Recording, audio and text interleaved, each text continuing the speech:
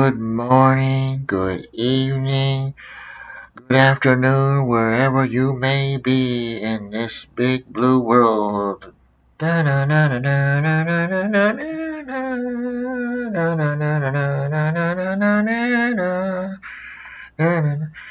old Art Bell way, huh? Um. So, how's everyone doing out there in chilly Wireland? We want to talk about today, folks, the Idaho 4 case is back in the news. And, well, I have to tell you, I think most people that follow this case knew something like this might happen, but actually, I wasn't really sure. Because if you watch the hearing last year, or the sentencing, whatever it was, um, the judge specifically went over all these conditions that you cannot appeal this. And did you know that you did this crime? Were you the one in the house that night 4 years ago? And he seemed to be very adamant in his answers that yes, guilty, yes, I understood, I am doing this of sound mind. And it was very stressed that you cannot have an appeal at any time. Yes, I understand. But nonetheless, here we are again with he may have a case for an appeal, or not an appeal, but I guess for a trial. The trial everyone wanted.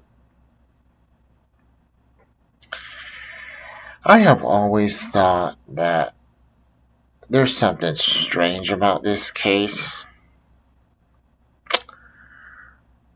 I've always been conflicted if he was the one who did it or not. And I'm still conflicted. Of course, there are many, many strange things around this whole case that do put doubt on Koberger. For sure. For sure. I'm not going to deny that. Well, look, one guy, and no, it is possible. One person can go in and unalive 4 people. It is possible. Yes. Especially when they have their guard down. Like these 4 would have. It was like 3 or 4 o'clock in the morning. But there's still doubt. There's still doubt. We know about the knife sheath and all that stuff, and how that got there, that still remains to be the big mystery.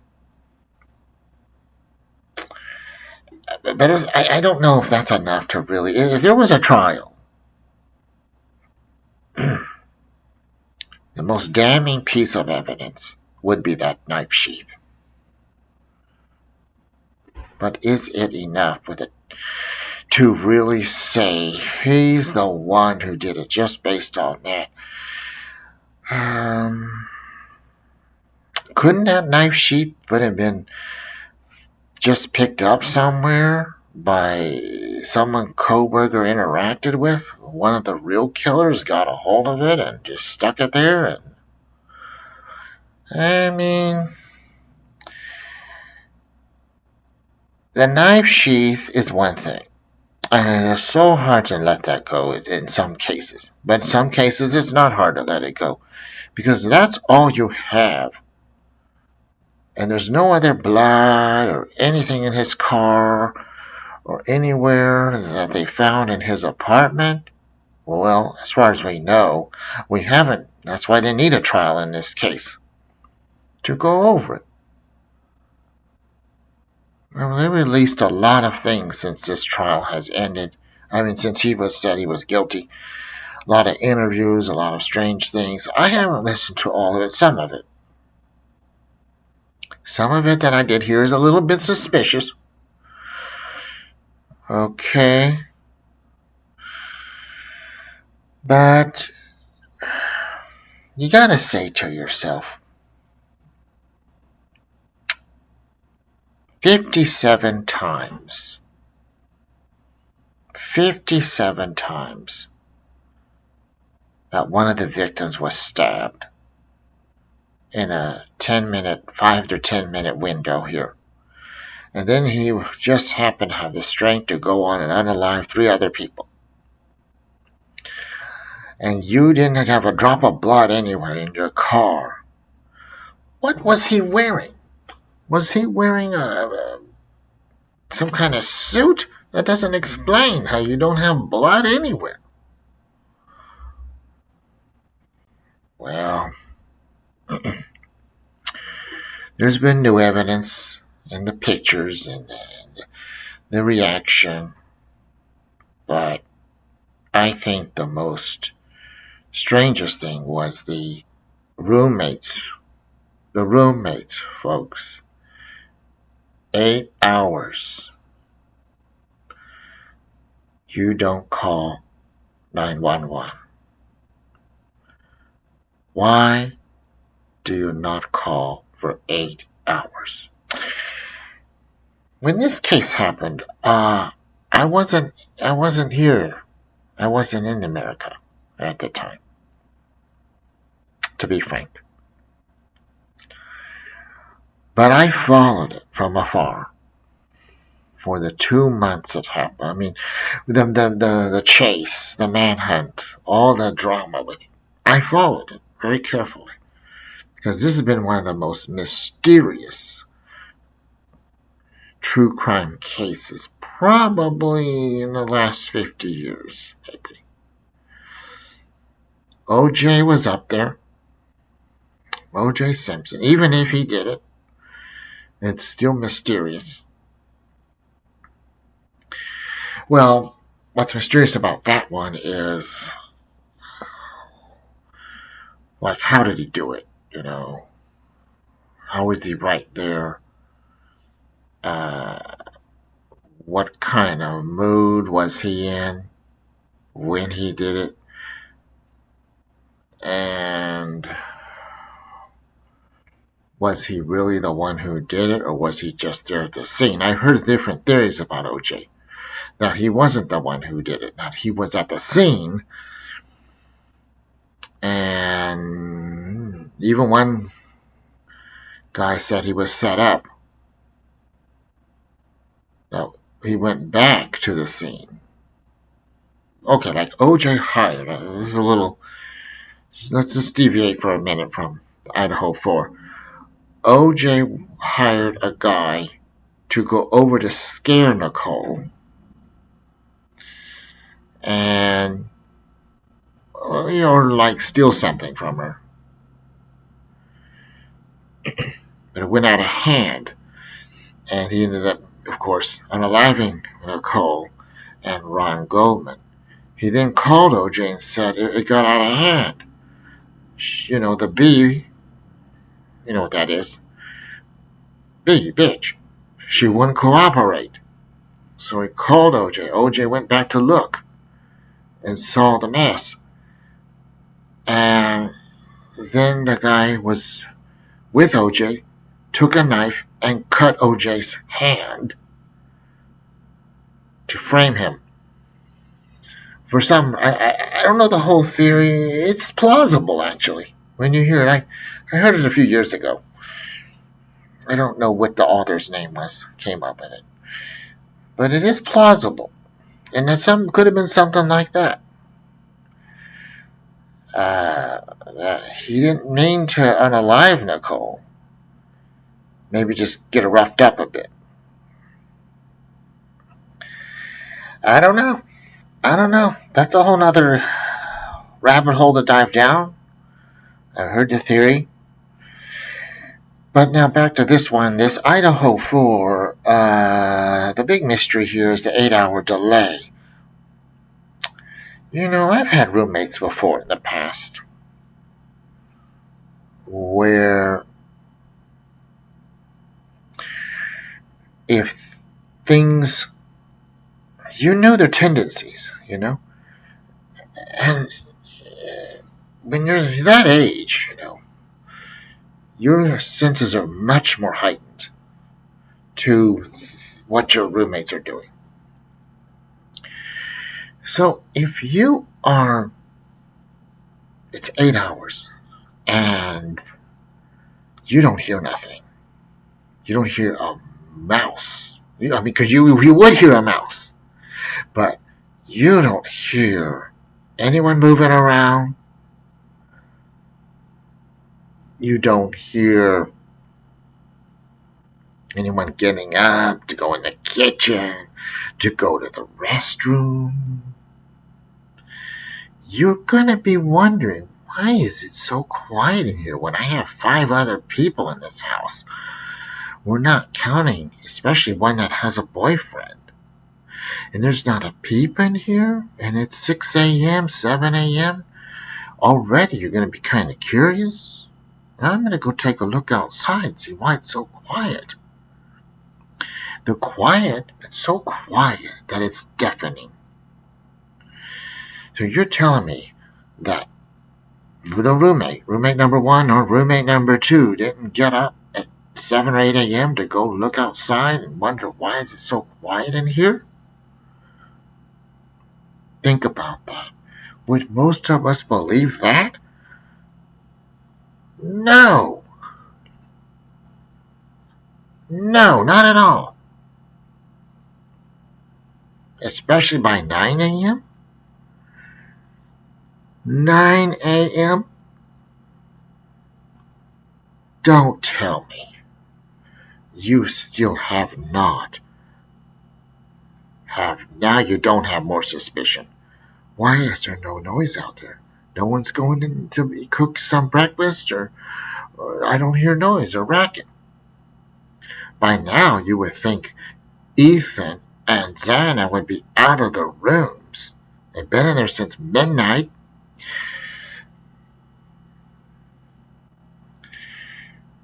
$8. That's very suspicious. Let's not even say it was 11:58 a.m. It was more like noon. That's 12 o'clock. That's not 11:58. That's 12 o'clock.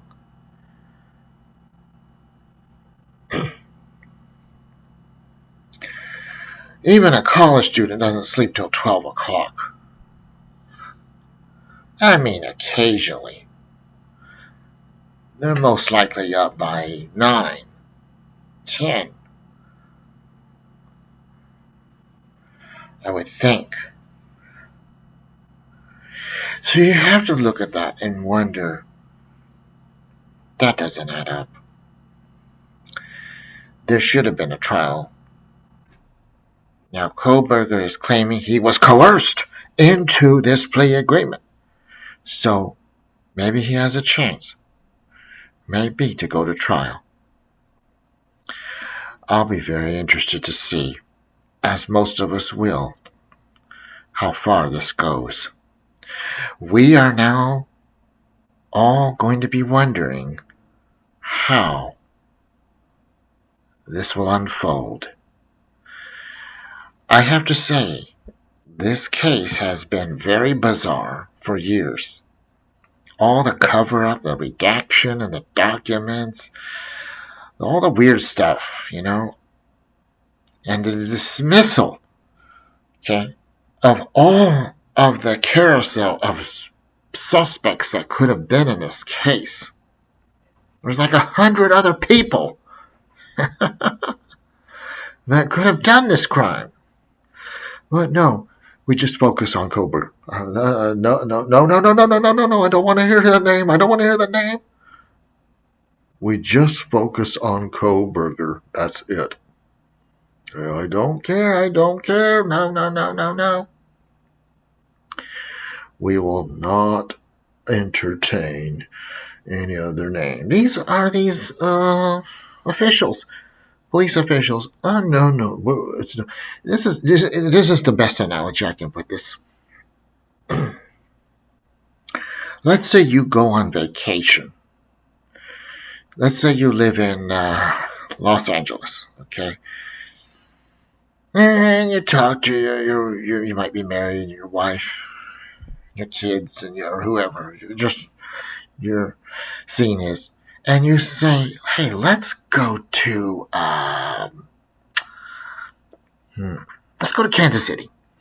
Let's go to Kansas City um, for vacation." Oh, that sounds great. Okay, Kansas City's what? Is it two places? I I think it's one city. The way I remember it now, Kansas City is one city. It goes into Missouri too. I always get it confused. I used to think there were two Kansas cities, one in Kansas and one in Missouri, but it turns out Kansas City is just one city, but it encompasses both states. It's confusing a little bit, but um, anyway. But you want to see it. You take your wife to Kansas City. You want to look at it, and I mean I'm sure there are things to see there. You know, so you go there, 1 week vacation, whole bunch of tourist spots, right, to see there,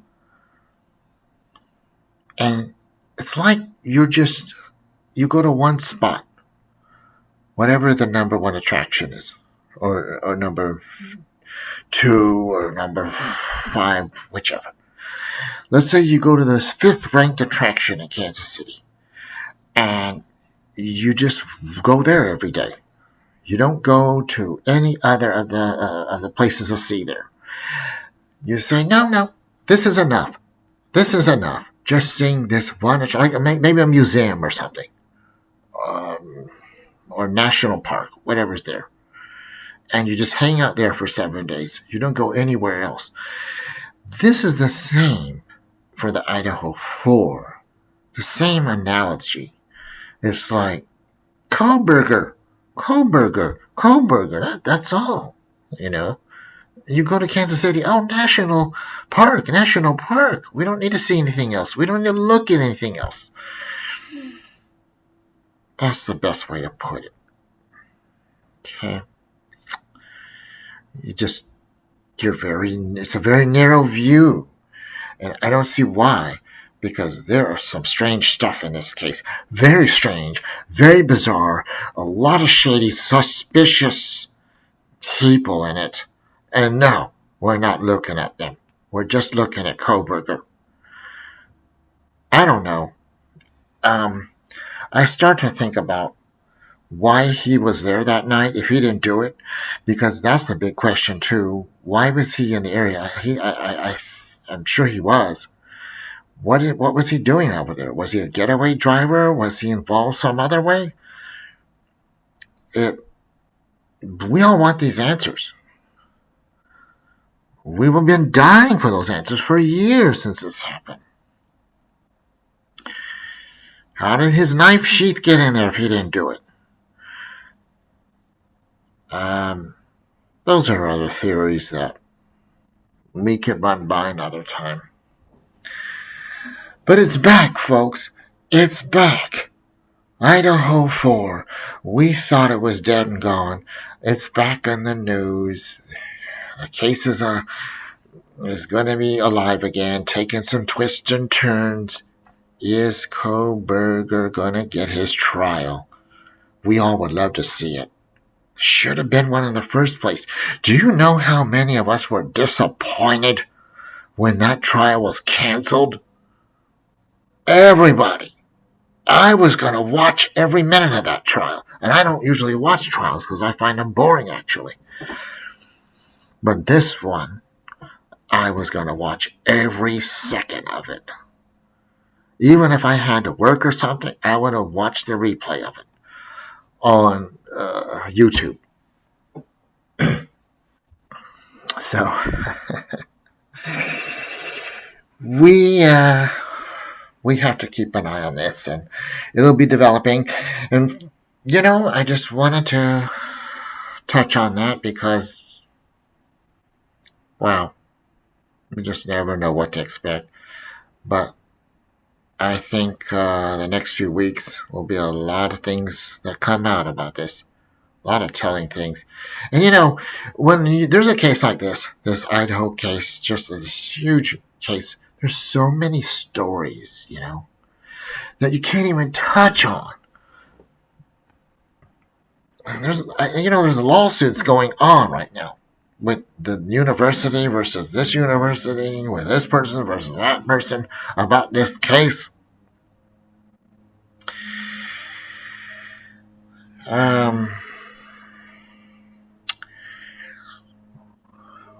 And the real people who did this,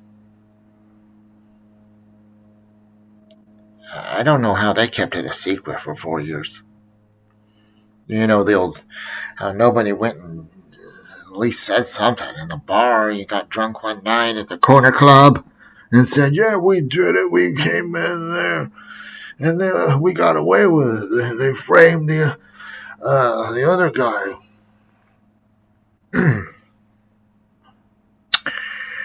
I have no idea. I have no idea how that hasn't happened, but it didn't. There's a lot of wild theories in this case too, of other suspicious characters and drugs. And, it makes you think about. In the beginning of this case, there was another Hyundai. I think it was a Hyundai Elantra that was found in Oregon. Okay, suspicious that car. Always stuck in my craw. Always. And to this day, it does. But no, dismissed. Dismissed.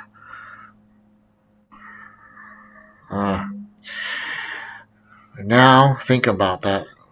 Those of you who have been following this case from the beginning, think about that Hyundai Elantra. I think it was that car, that type of car in Oregon that was found on the road, abandoned off the highway. I think it was damaged to some degree. Might have had a cracked windshield or something, or something was damaged. I remember. Very strange what that car's role was in that murder. What was the purpose of that car? Because there's something always stuck with me about that car to this day. Well, that's going to do it today, folks, for Chili Wire. And I'm glad we could talk about this.